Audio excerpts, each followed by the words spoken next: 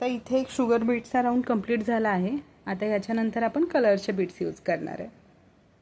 आता याच्या पुढची जी फिलिंग आहे, याच्या आतमध्ये जे आपण वर्क करणार आहोत त्यासाठी सगळ्यात अगोदर एक स्ट्रेट लाईन ड्रॉ करायची। स्ट्रेट लाईन ड्रॉ केली, अगदी आता त्याच लाईनवरती आपण बीट्सचं वर्क घेणार आहोत। इथे मी आता कट बीट्स यूज केले आहेत, जे की कट बीट्स मी तुम्हाला इथे दाखवते। हे वाले कट बीट्स आहेत जे की स्मॉल साईजमध्ये आहे।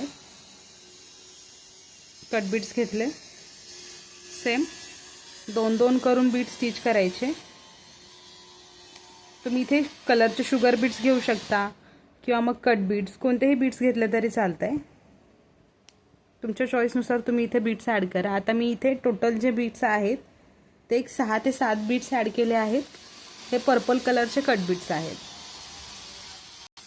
स्टार्टिंगला इथे 7 बीट्स ॲड केले। आता त्याच्या पुढे कलर चेंज करायचा आहे। दुसरे जे शुगर बीट्स असतील तुमच्याकडे ते शुगर बीट्स घ्या, कट बीट्स घ्या आणि इथे पण आता हे सेम दोन दोन असे स्टिच करायचे, पाहू शकता।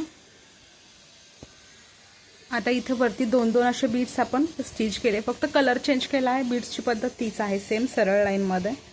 आता नॉट द्यायची, शेवटी नॉट द्यायची प्रत्येक वेळेला। तुम्ही आता एक एक लाईन करणार आहे इथे, तर प्रत्येक वेळेला नॉट घ्यायची।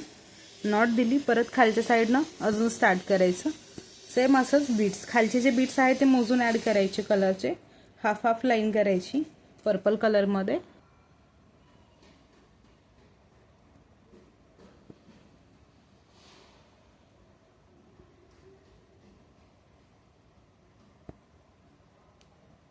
इथे देखील 7 बीट्स ॲड केले।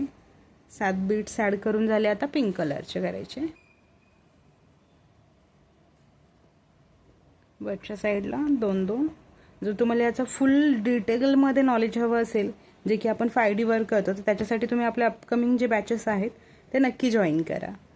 आता इथे डबल लाईन करून झाली आहे। इथे देखील आता नॉट द्यायची। नॉट दिल्याच्या नंतर नॉट देऊन झाली, परत खालच्या साईडनं स्टार्ट करायचं। आता हेच तुम्हाला कंटिन्यू करायचं आहे।